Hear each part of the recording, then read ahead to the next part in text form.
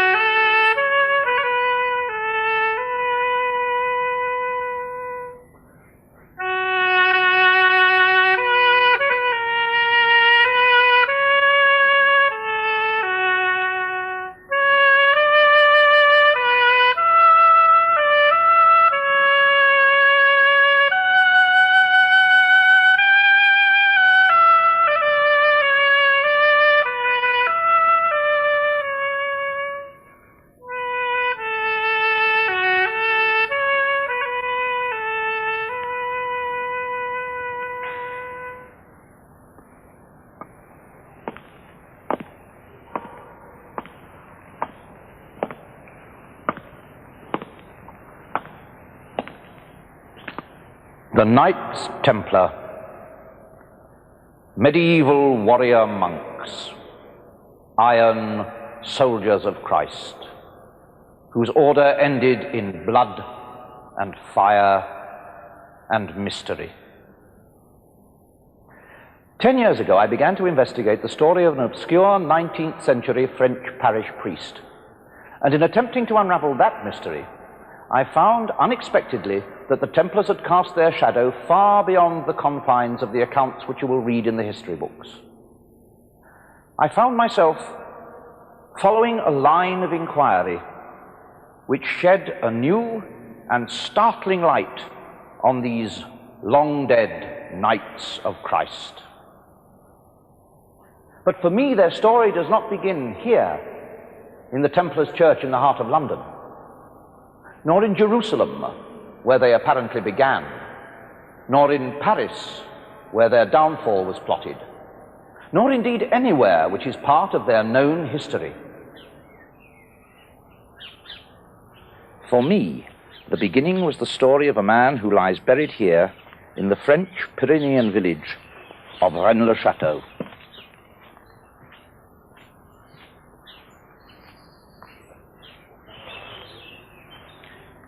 Here lies Béranger Saunière, priest of Rennes-le-Château, 1885 to 1917. Sometimes when I stand beside this grave, I feel the urge to reach down into the earth and shake those mouldering bones back to life. For nearly 10 years, he's led me a curious dance. I've chased many a false lead, leapt to many a deceptive conclusion, been blinded by ingenious smoke screens, by clues strewn by him and others before him to conceal one astonishing and simple truth.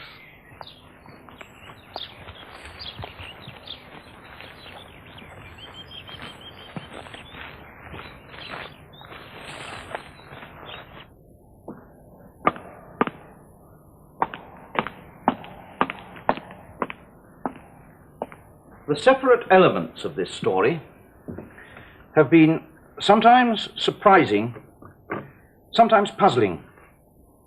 Sometimes they have seemed irrelevant, often disturbing, but never has a new fragment contradicted.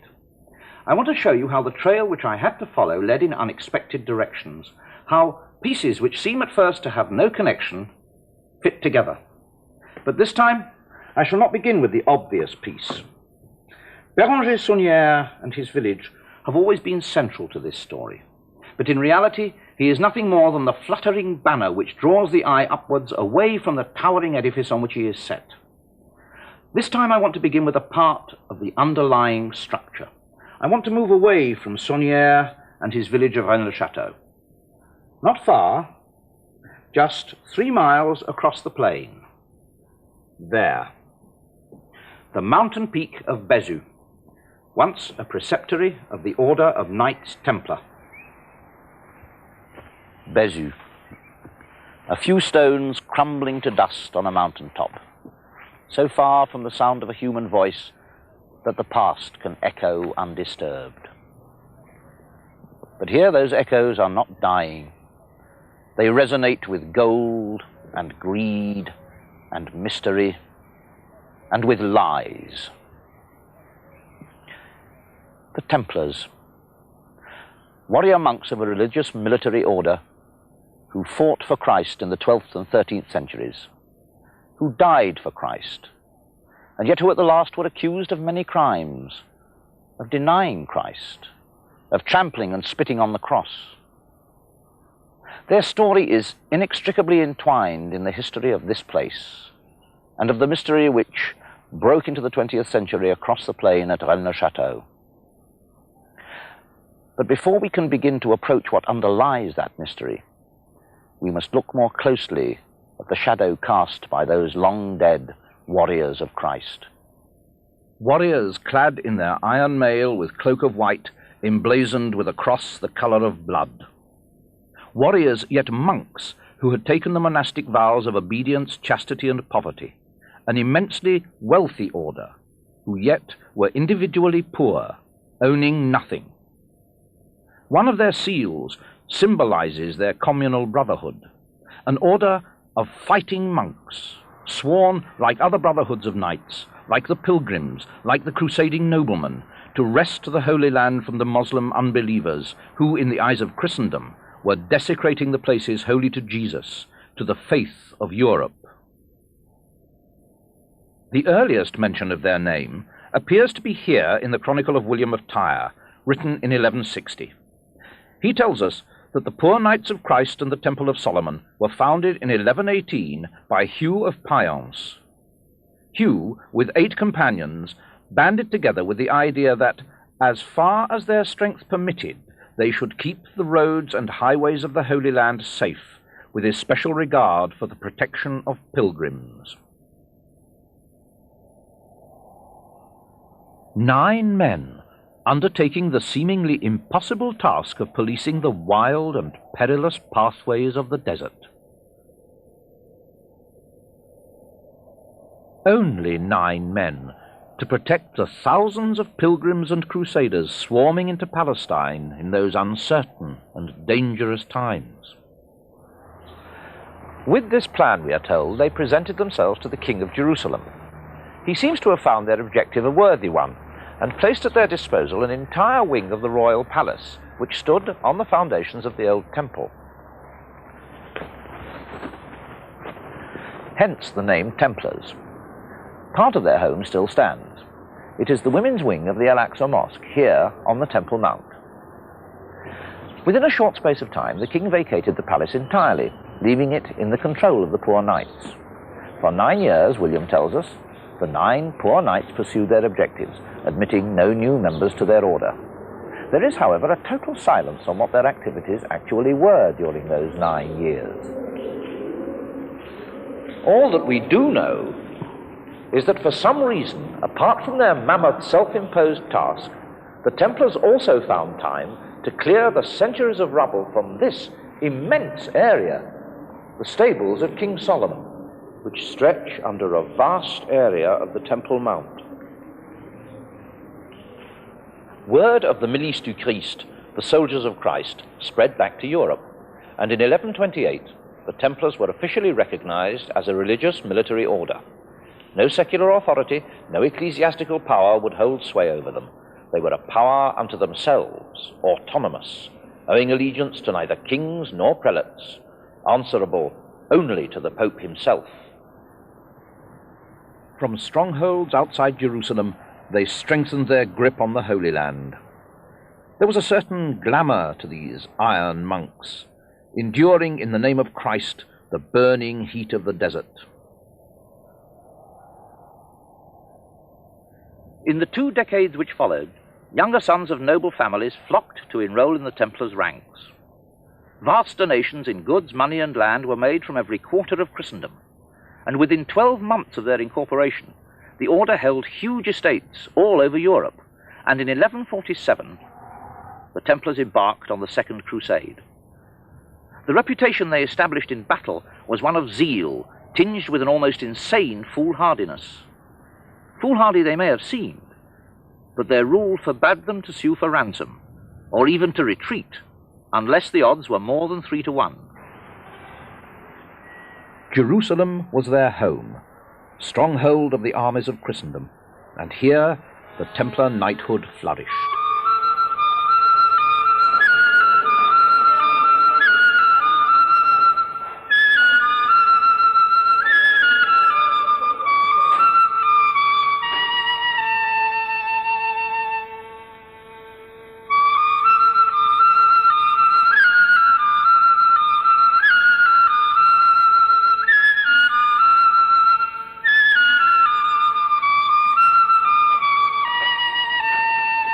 For a century, the power and influence of the Templars grew. Diplomatic links were even maintained with the Muslim world, to which they were yet so often opposed on the field of battle. But the Templars' world was not confined to war and the intrigues of international diplomacy. In their early years here, they established markets and took commission from which they financed their operations. With their network of castle preceptories spread throughout Europe and the Near East, they were able to organize the safe transfer of money for merchant traders. Modern banking grew directly from the system instituted by these efficient and dedicated men. And they traded not only in money, but ideas. Their contacts with Islamic and Judaic culture made them a natural clearinghouse for new systems of thought, new philosophies, new sciences. Some people have even said that they brought the chess game into Europe. Bishops and castles, kings and knights. One can understand the attraction of this game for these ambitious, warlike monks. Checkmate. Shah marked. The king is dead. And the Templars owed no allegiance to kings. At the dawn of the 14th century, King Philippe le Bel sat on the throne of France. The Templars were firmly established with a network of castles throughout his kingdom, but the Templars owed him no allegiance. Their fidelity was reserved solely for the Pope. Philippe had no control over them, and he owed them money, sufficient cause to spur a medieval monarch to action. Heresy was the excuse. The king's first necessity was to ensure the cooperation of the Pope. Through ruthless pressure and intrigue, he engineered the election of the Archbishop of Bordeaux to the vacant papal throne in 1305. The newly elected Pope Clement V then moved the papal court to Avignon, committing the papacy to what is remembered as the Babylonian captivity, its 70 years in France. With the Pope in his pocket, Philippe exacted his payment for the gift of his influence, and that payment included the suppression of the Templars. At dawn on Friday the 13th of October, 1307, the Templars throughout France were arrested. Although Philippe's objective of total surprise seems to have been achieved, his prime target, the order's wealth, was never found, and what became of the Templars' treasure has remained a mystery. In France, the Templars were tried, and many were put to the torture. Strange confessions and even stranger accusations were made. Grim rumors began to spread. The Templars worshipped a devil called Baphomet. At their secret ceremonies, they prostrated themselves before a head which spoke to them and gave them some inexplicable power. Outsiders who chanced to witness their rites disappeared, never to be seen again. And they were accused of other things too, of teaching women how to abort, of sodomy. But most bizarre of all the charges to be leveled against these soldiers of Christ, who had fought and laid down their lives so valiantly in Christ's name and in his service, they were accused of denying Christ and trampling on the cross. Their treatment was without mercy. All were imprisoned, many were burned, and in a papal bull of 1312, the entire order was officially dissolved. But how did these knights, sworn to poverty, become the wealthiest and most powerful institution in Christendom? How did these dedicated soldiers of the faith come to incur the terrible charges of blasphemy and heresy which were levelled against them? Fascinating though these questions were, I began to ask myself if the mystery of the Templars was truly a part of my main task, the unravelling of the puzzle of the 19th century priest Béranger Saunière and his tiny village. I felt that the Templars had to be left to one side, unless I could find something more tangible to link their presence here with the fabric of the local story. True, there were links, but were they important? Important to the story of Saunière, the penniless priest, which I knew so well. The priest who began in poverty and yet spent millions, who made a discovery in his church of the parchments which hid secret messages.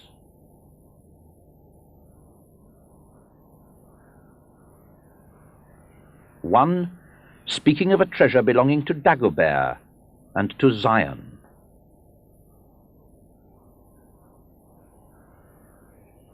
And the other more complex, more cryptic. Shepherdess, no temptation, to which Poussin Teniers hold the key. Peace 681. By the cross and this horse of God, I complete this demon guardian at midday. Blue apples. The message which led Saunière to the painting by Poussin of the supposedly imaginary tomb which yet exists in the countryside nearby.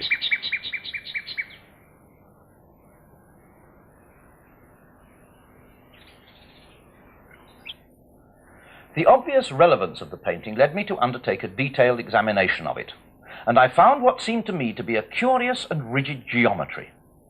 I sought the guidance of Professor Christopher Cornford of the Royal College of Art, who has made a special study of the geometry of paintings. He found a totally unexpected and quite startling underlying structure, and it was pentagonal. The pentagon is formed by overlapping regular triangles, whose angles are 36 degrees, 72 degrees and 72 degrees, a five-pointed star. Professor Cornford suggested that if Poussin was saying anything, it was that pentagons and the angles of a pentagon were important. Perhaps I should look for them in association with Rennes-le-Château. Regular triangles. What possible connection could there be between geometry and the priest who found treasure in a sleepy Pyrenean village? Then I remembered that Rennes-le-Château is only one of 3 castles vital to this story. Blanchefort, Bézieux, and of course Rennes-le-Château itself. Each castle is on a natural mountain peak. I could not possibly have imagined how amazingly Christopher Cornford's theory would be confirmed by that triangle of castles, the angles which they form, 72 degrees, 72 degrees, and 36 degrees. Coincidence? The accuracy is astonishing. Were these 3 castles placed on these mountain peaks because of their pentagonal relationship? And is this surprising geometric regularity of natural forms what Poussin is indicating in his Berger d'Arcadie? As we shall see, this is in fact only a small part of the amazing truth which this painting is intended to convey. For the moment, it's sufficient to turn our attention to these 3 mountain castles and to look more closely into their history.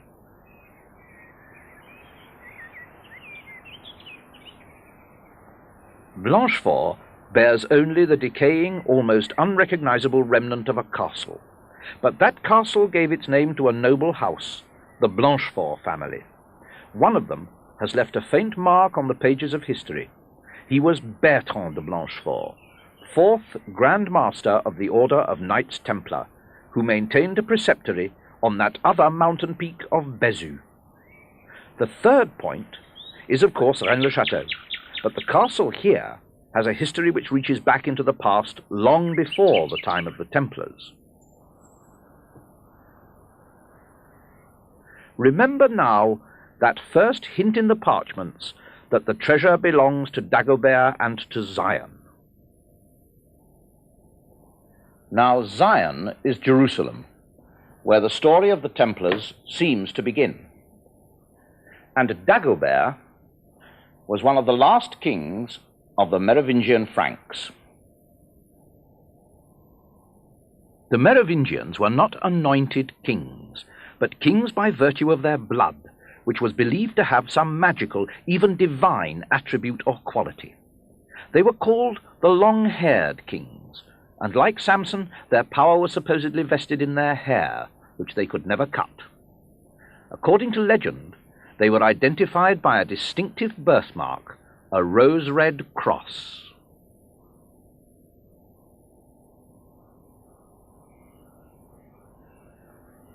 Most famous and influential king of the Merovingian dynasty was Clovis I, who led pagan Gaul to Christianity.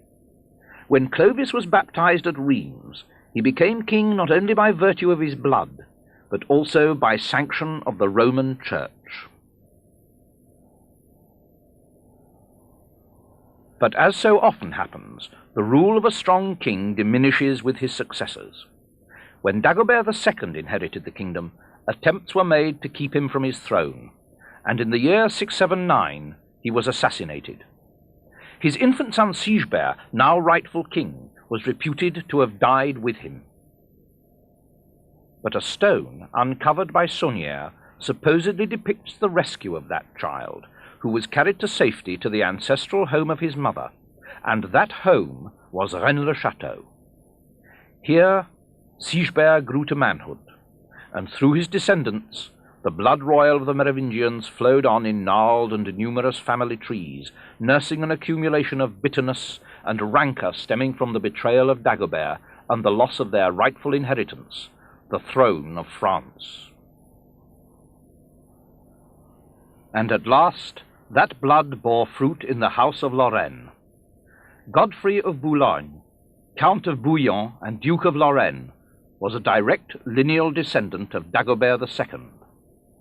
And when, in 1090, Christendom mobilized to recapture the Holy Land and the sepulchre of Christ from the Islamic unbelievers, Godfrey was in command of the mightiest of the 4 armies which embarked on the crusade. When Jerusalem fell to the Crusaders in 1099, a mysterious group of religious figures convened. The identity of this group has eluded the investigation of historians.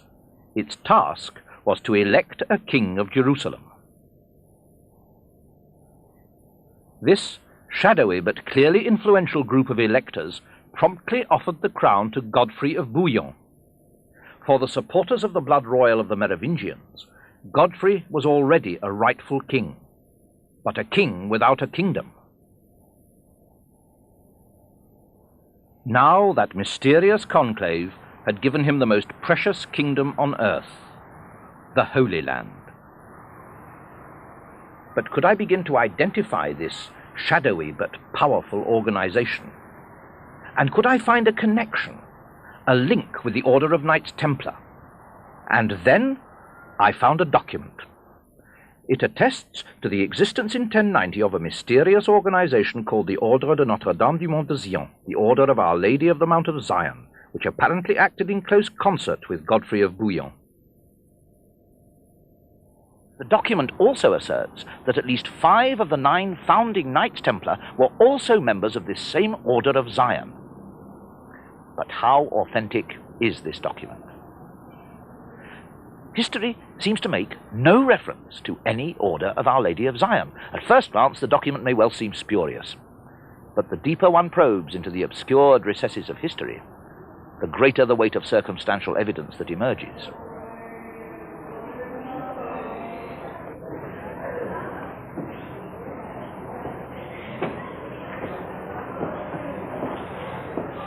In 1099, Godfrey is elected King of Jerusalem. Immediately, here on the Mount of Zion, on the ruins of an ancient building called the Mother of all Churches, an abbey is built. It is called the Abbey of Notre-Dame de Zion. It seems reasonable to suggest that those who occupied the new abbey were members of an order which bore that same name. But reasonable suggestion cannot prove the existence of the order. However, documents do exist, dating from the time of the Templars, which are not speculative and cannot be disputed. One refers explicitly to the Abbot of Notre-Dame de Zion, and another cites the order in an elaborate transfer of abbeys and church lands. It is clear, then, that we are not discussing some fictional organization, but one which had an actual and documented existence. But what were its objectives, and why did it remain so carefully in the background? And what can be made of its links with the Knights Templar? Let us look again briefly at the early known history of the Templars, but now with this new knowledge held as a backdrop to the picture. The Priory's document insists that 5 of the 9 founding Templars were members of Notre-Dame de Zion, already established in Jerusalem for more than a decade. If I am right, Zion was the shadowy religious group behind the election of the King of Jerusalem. Perhaps I should look to the Church for a figure known to be associated with the Templars and who could provide the link. One figure immediately emerges from the shadows. The dominant Christian voice of his age was Bernard of Clairvaux of the Cistercian order. The Cistercian monks were the purely monastic, non-military equivalent of the fighting Templar monks. Bernard drew up the rule by which the Templars were to live. Could he also have been concerned with the mystery surrounding the Order of Zion and their hidden involvement in the founding of the Templars, their offspring order?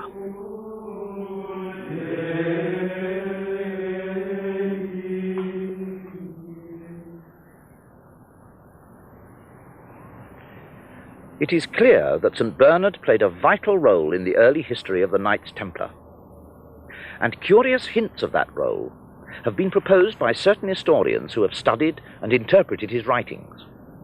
One such hint relates to the time of the Templars' return to France after their early years in Jerusalem.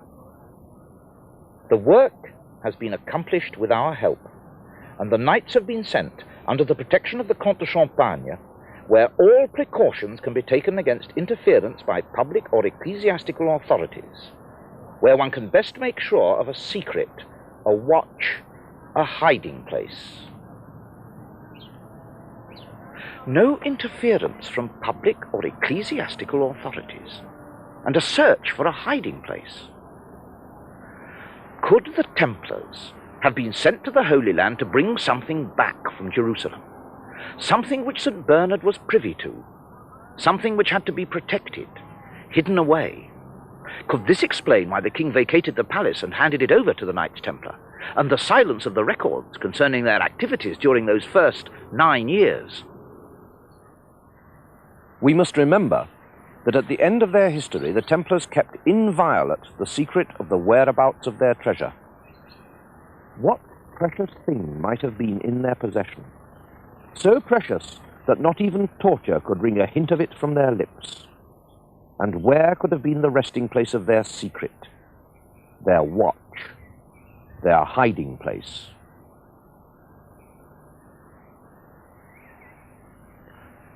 On Friday the 13th of October, 1307, we are told, King Philip succeeded in having all the Templars of France arrested. That statement, however, is not quite true. One group of Templars alone succeeded in escaping the clutches of Philippe's executioners, and they were the Templars of this preceptory of Bézieux. How did they escape, and why? The clue lies in the name of the commander here at the time of the Templars' downfall. It was the Seigneur de Gaulle.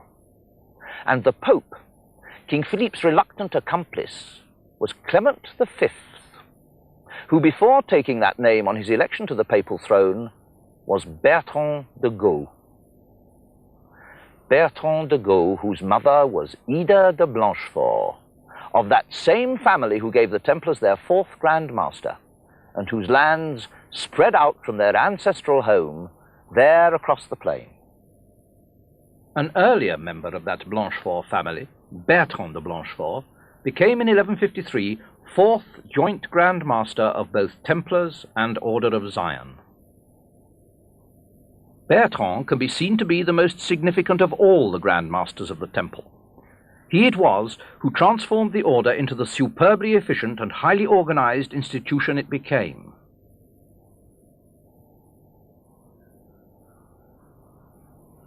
Thus, with their mysterious task accomplished in their early years, and under the influence of St. Bernard, the power of the Temple grew. By 1187, both the Templars and their parent Order of Zion were well established. But by then, too, the Templars appear to have grown too powerful, too autonomous, too unwieldy and unmanageable for their parent organization. To the Order of Zion, the Templar order may well have seemed a self-willed and unruly child. In 1187, the Grand Master of the Temple, Gerard de Riedefort, led his knights into a rash, impetuous, ill-conceived and disastrous battle outside Jerusalem, and the Holy City was lost.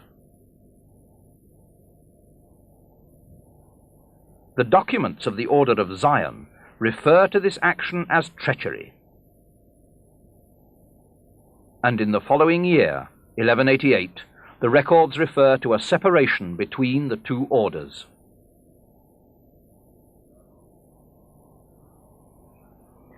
The parent set the child free, and though family links remained, the Templars now stood on their own feet, free to ride with haughty arrogance through the remaining century and a quarter of their existence to their final grim doom in 1307.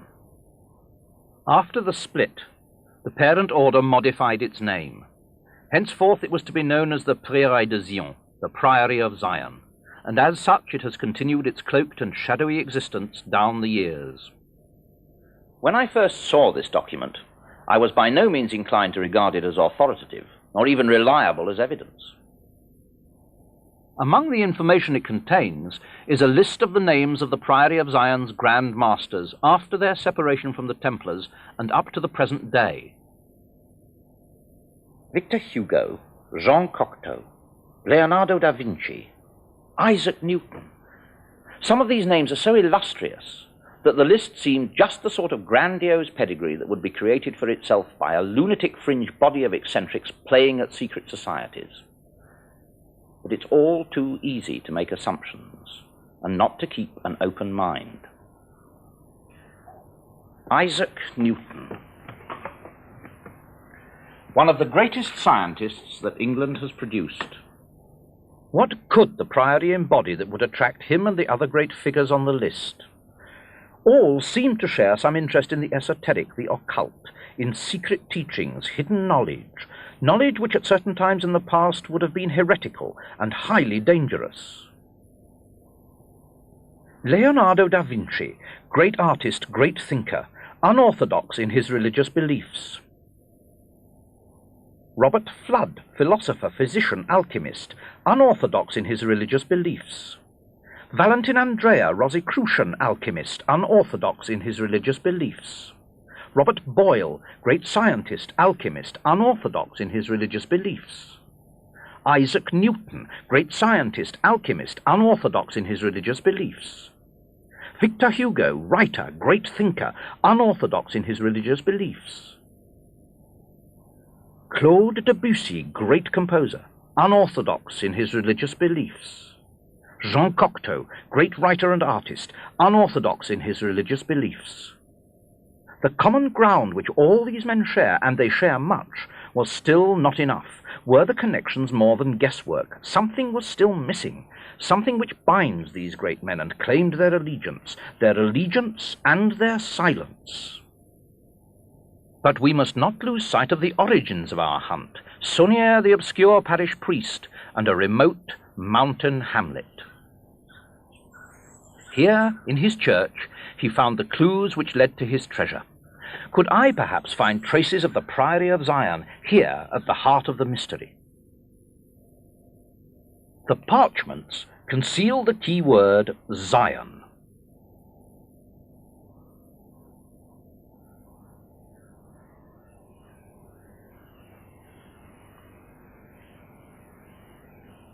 They bear also the initials PS. This must refer not to Jerusalem, but to the Priory of Zion, which calls itself also the Ordre de la Rose Croix Veritas, the Order of the True Rose Cross. And Saunier's imagery in his church repeats again and again the rose on the cross, the emblem of the Rosicrucians, who burst upon the world in the 17th century in the Rosicrucian manifestos written by Valentin Andrea, Grand Master of the Priory. The rose cross, which seems to echo the rose-red cross emblem of the Templars, birthmark of the Merovingians. The Rosicrucians. This should not be confused with the modern societies who concern themselves with mysticism and the occult, and who have chosen to adopt the name. If the Priory's own document is to be believed, there are, and only ever have been, 13 members of the Rose Cross, and these are the 13 senior members of the Priory. In his church garden, Saunier has left us another clue to the Priory's presence. This innocent-seeming memorial cross was erected in 1897. Here there is a simple and straightforward pious phrase, Christus vincit, Christ conquers. On each side there is a similar phrase, Christus imperat, Christ rules, Christus regnat, Christ reigns.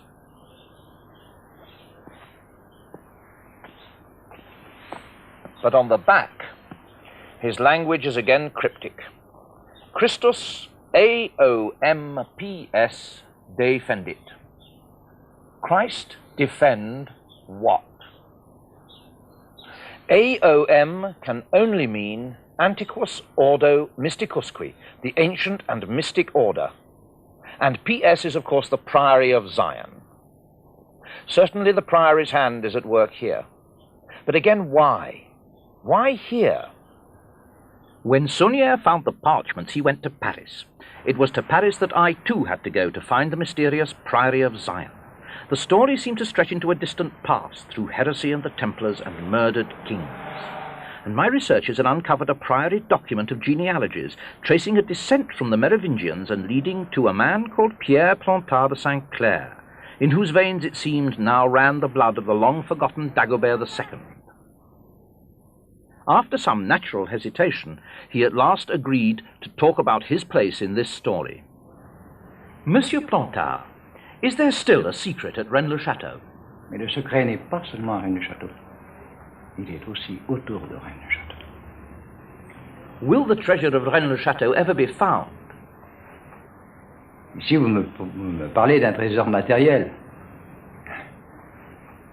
Ne parlons pas de trésor matériel. Disons simplement qu'il existe un secret à Rennes-le-Château. Il est possible qu'il existe autre chose autour de Rennes-le-Château. And how does Poussin fit into this story? Effectivement, dans le tableau de Poussin, il y a certaines révélations. Poussin est un initié. Il a donc construit son tableau en initié. Mais dans l'histoire, il n'y a pas que lui, il y en a d'autres personnages. Vous savez, les arts étaient une forme d'expression où la vérité se trouvait cachée derrière des symboles. Can you tell us whether the Priory of Zion still exists today? À l'heure actuelle, Sion existe toujours. L'un de ses derniers membres, un de ses derniers grands maîtres, c'était Jean Cocteau. Tout le monde le sait. Monsieur Plantard, over the centuries you have, how shall I put it, you have supported the Priory of Zion. Nous avons soutenu Sion. Et Sion nous a soutenus. We. Who are we? Nous, je parle de la lignée mérovingienne, car notre lignée est issue de Dagobert II. Les Mérovingiens, ce sont eux qui ont fait la France. Sans eux, il n'y aurait pas de France. Les Capétiens, les Carolingiens, ils ont suivi la ligne des Mérovingiens. Le Mérovingien représente la France.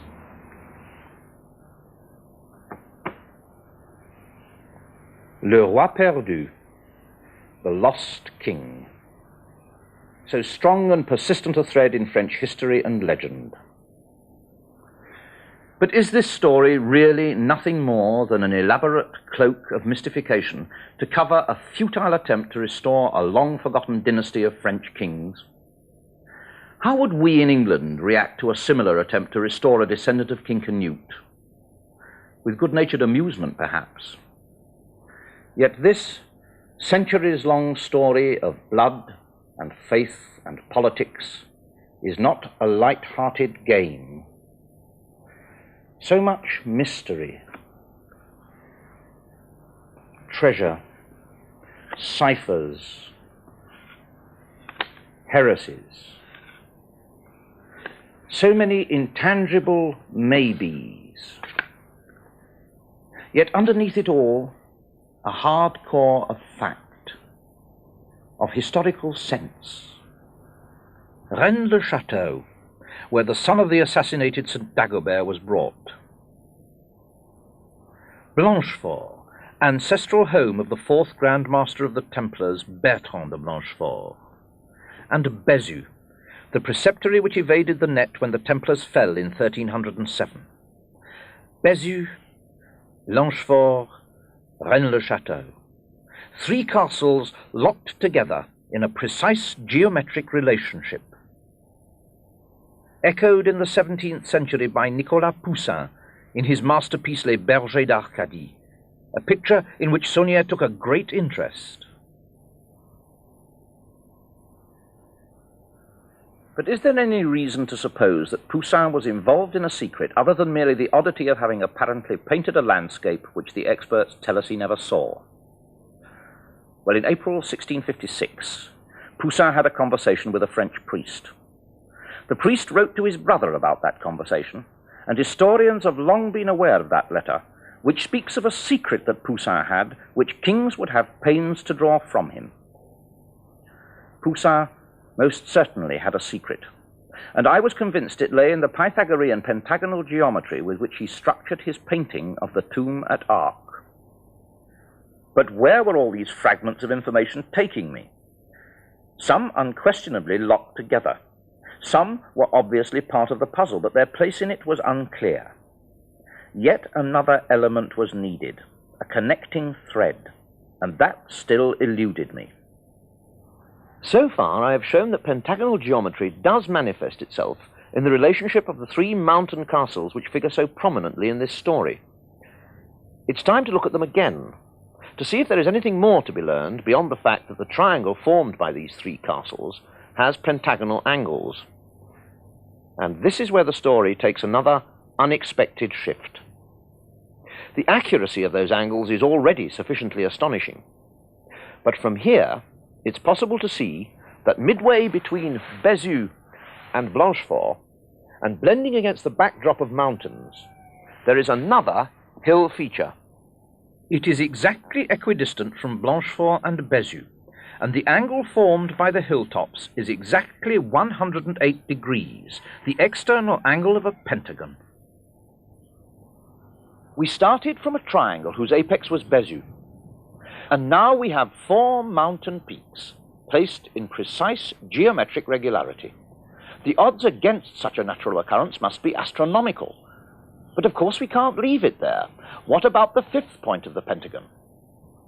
Well, there it is, the rocky ridge which blends against the mountainside behind. This time, nature lets us down by a few score meters.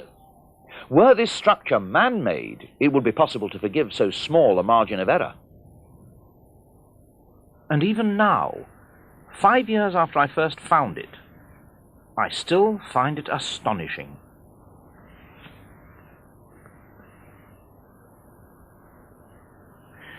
There's no doubting this immense geometric figure when one can see it laid out. But in the landscape, the mountains blend with their neighbors, and their regularity is hidden. This story began with the hunt for Béranger Saunière's treasure, and has led to this amazing geometric figure. Yet the story had always implied that there was more here than mere buried treasure. The pentagram has already appeared elsewhere, hidden in this parchment. But this pentagram, unlike the mountains, was an irregular one. It broke through its surrounding circle. What could this imply? In fact, what is the significance of the pentacle?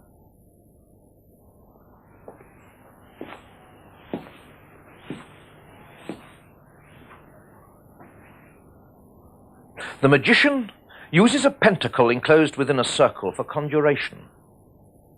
The surrounding circle is his protection. To break it is to allow the evil to enter. Is this what is being implied?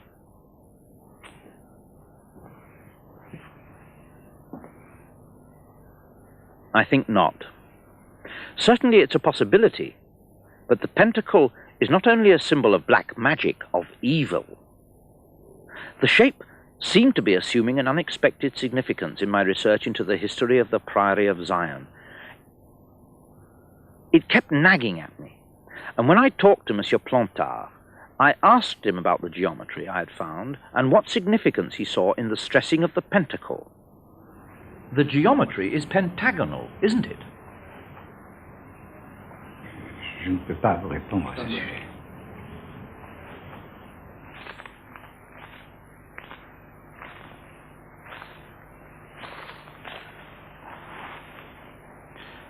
At that moment, Monsieur Plantard could have said, "I don't know what you're talking about," or even, "There is no significance." But in a sense, his answer confirmed my suspicion that there was an importance attached to that symbol which I had yet to discover. Magic seemed a possible answer. But then, magic has become a matter for ridicule. But it's not always been so. This story has a very long past, and the blood of thousands has been shed in the fight against witchcraft. And even today there are many who take magic all too seriously, no matter how much we others may scoff. We've even subtly distorted the vocabulary. The word occult has come to be associated only with magic, witchcraft, devil worship. But occult simply means hidden. A secret body of knowledge reserved only for the initiated. Saunière, I know, had left us cryptic images of one such body of hidden knowledge. The symbols of air, fire, water, earth. The four elements of alchemy. Alchemy, for most people today, no more than a half-forgotten medieval quest for a way to change base metal into pure gold. But the true alchemist's search was much more than that. A key phrase in their writings is, "as above, so below," reflecting their continual search for an earthly counterpart to the immensity of God's cosmos, their desire to transmute base man into pure spirit. The alchemical quest seems to have held much fascination for many of the Grand Masters of the Priory of Zion, and the Templars seem to have absorbed it along with the other Eastern philosophies and sciences with which they came into contact. As above, so below. Base man into pure spirit, a religious concept. And the Templars were a religious organization, the Priory also. And Saunière the priest emphasized the religious aspect by placing cryptic imagery in his church, a church dedicated centuries before his time to Mary Magdalene, the redeemed sinner who was the first to see Christ after the resurrection. When Saunière returned from Paris with his newfound knowledge, he emphasized the importance of Mary Magdalene by naming the tower which he built with his newfound wealth La Tour Magdala, the Magdala Tower.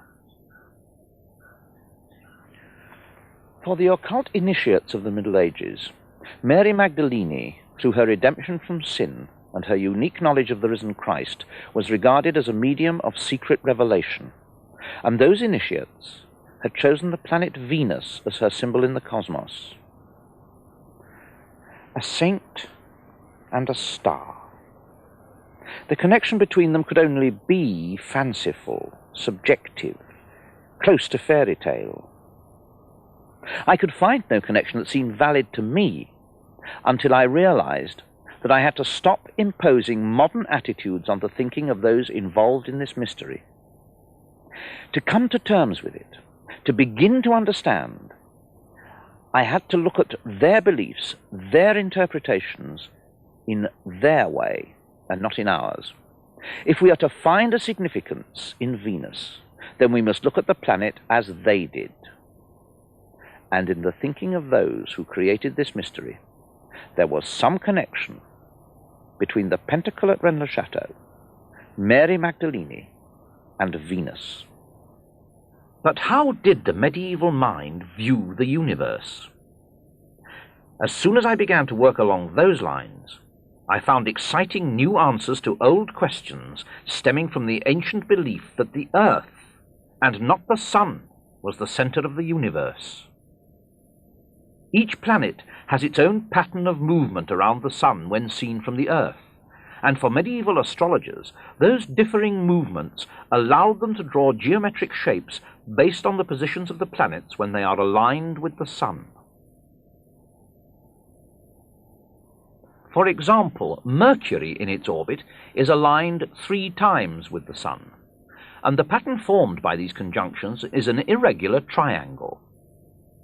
Each planet makes a different number of alignments, each forms its own irregular pattern. Only one planet forms a precise and regular geometric pattern in the sky, and that planet is Venus, the heavenly representation of the earthly Mary Magdalene.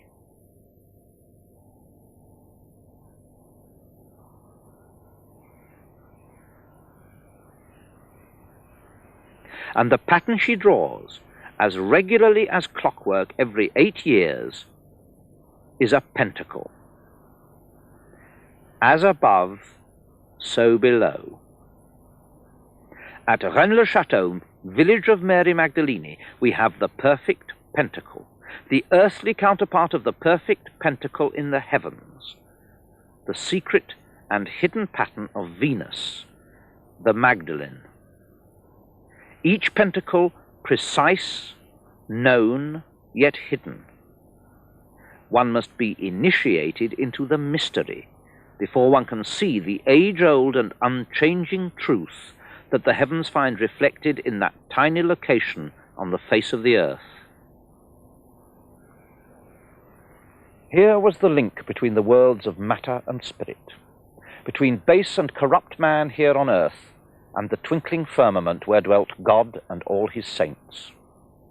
Mary Magdalene, the medium of a secret revelation, was herself the image of the secret revelation in the sky. To the medieval mind, to the alchemist, to the Templar, to the Priory of Zion, such an image was immensely powerful, immensely potent. In that majestic symbol in the sky, harmonious, unchanging, regular as a metronome, was the music of the spheres.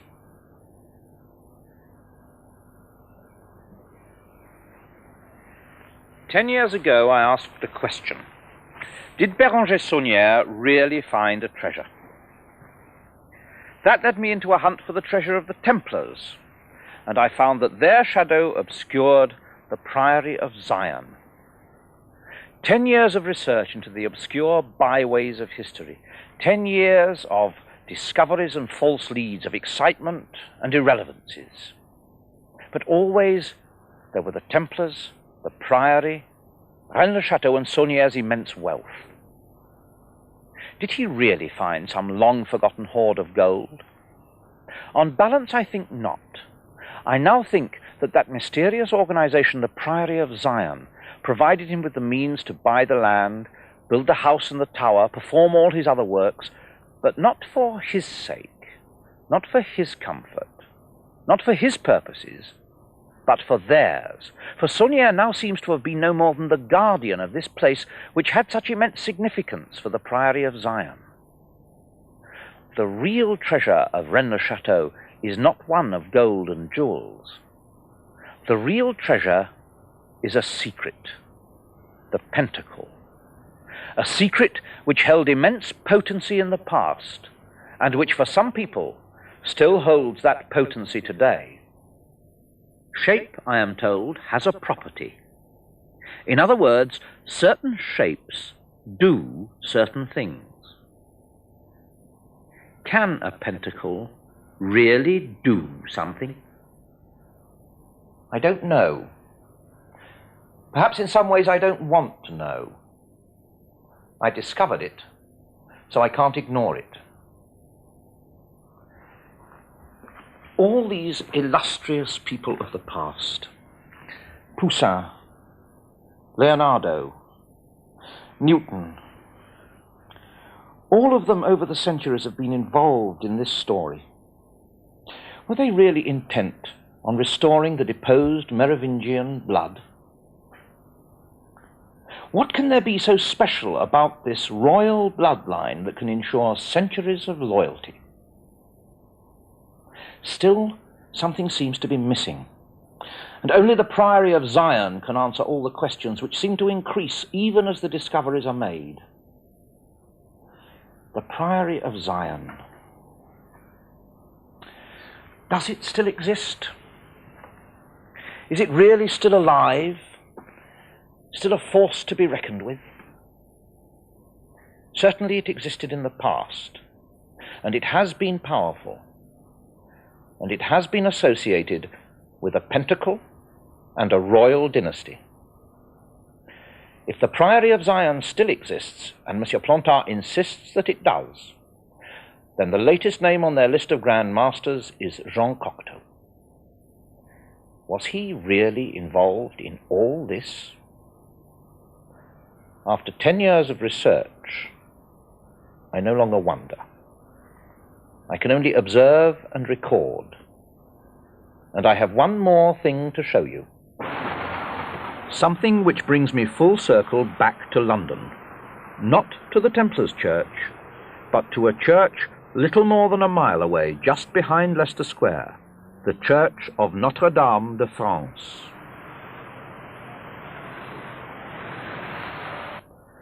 Imagery, the currency of all artists, all painters. Here we are in a church dedicated to Notre Dame. Bombed in 1940, it was restored and redecorated by artists from all over France. The mural in this side chapel is a crucifixion, painted towards the end of his life by Jean Cocteau. His style is instantly recognizable.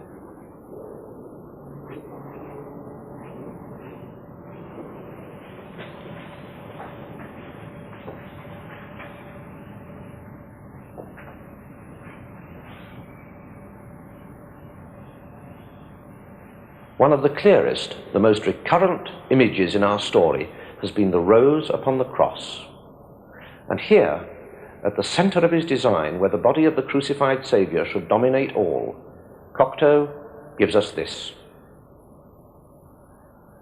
The Priory of Zion tells us that Cocteau was their Grand Master. For him and for them, this was an immensely significant symbol, the rose and the cross.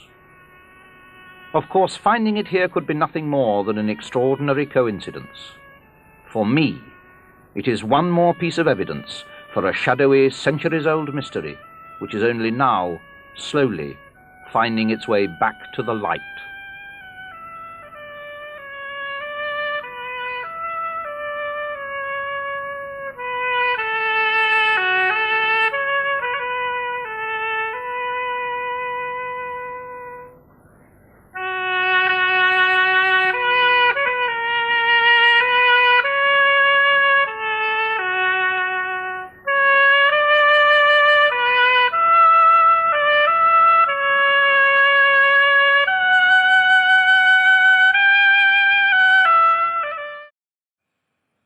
So in The Shadow of the Templars, I tried to move the story away from Béranger and begin to look more deeply into the historical background.